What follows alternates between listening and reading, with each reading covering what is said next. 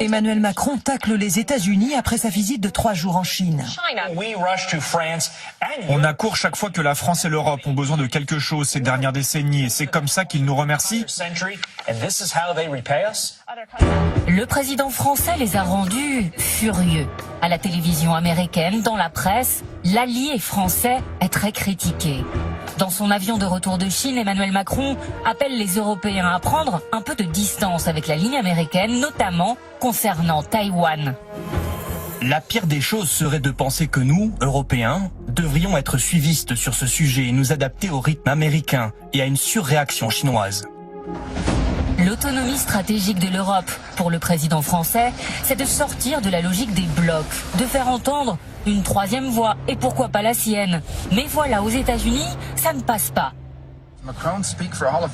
Nous avons besoin de savoir si Macron parle pour l'Europe, s'il est le chef de l'Europe, parce que si c'est le cas, il y a des choses qui doivent changer. L'Europe et particulièrement la France ont dépendu des États-Unis pendant des années pour leur propre défense. Quand Macron a essayé de jouer les gros bras et d'envoyer des troupes en Afrique pour y combattre les terroristes, il ne pouvait même pas les acheminer là-bas, c'est nous qui les avons emmenés par avion. Embarras jusqu'à la Maison Blanche. Face à la presse, on l'assure, l'ami français reste évidemment un allié, mais une explication est quand même demandée. Je laisse au président Macron le soin de répondre aux commentaires. Nous sommes très à l'aise et nous avons confiance en cette alliance forte et en cette grande amitié qui existe entre nos deux pays. Nous travaillons ensemble sur le continent et dans le monde entier avec la France. En France, le ministre de l'économie, qui revient du voyage chinois, justifie les choix et les mots de son président. Le président de la République a parfaitement raison de réclamer l'indépendance et la souveraineté européenne comme il le fait depuis 2017. Mais ce n'est pas parce que nous sommes les alliés des États-Unis que nous devons être contre la Chine. Et nous n'avons pas à être pris à partie dans cette rivalité qui existe entre les États-Unis et la Chine. Nous voulons bâtir l'indépendance européenne. Ce n'est pas la première fois que les petites phrases du président français agacent ses alliés. Comme en 2019 quand il évoque la mort cérébrale de l'OTAN, comme l'année dernière, 3 mois à peine après le début de la guerre en Ukraine.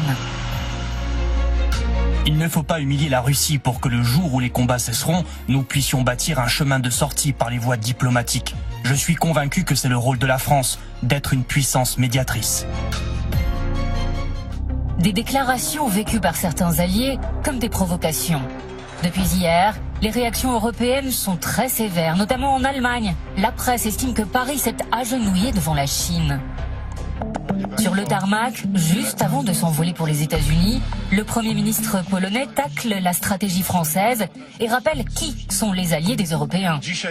Certains chefs d'État occidentaux rêveraient d'une coopération avec tout le monde, avec la Russie, mais aussi avec certaines puissances de l'Extrême-Orient. L'alliance avec les États-Unis est un fondement absolu de notre sécurité qui s'appuie sur 2 piliers, la coopération économique et la défense. Le Premier ministre polonais s'envole vers l'Amérique 2 mois à peine après la visite de Joe Biden à Varsovie. Emmanuel Macron, lui, est arrivé aux Pays-Bas pour défendre, dit-il, la souveraineté économique de l'Europe.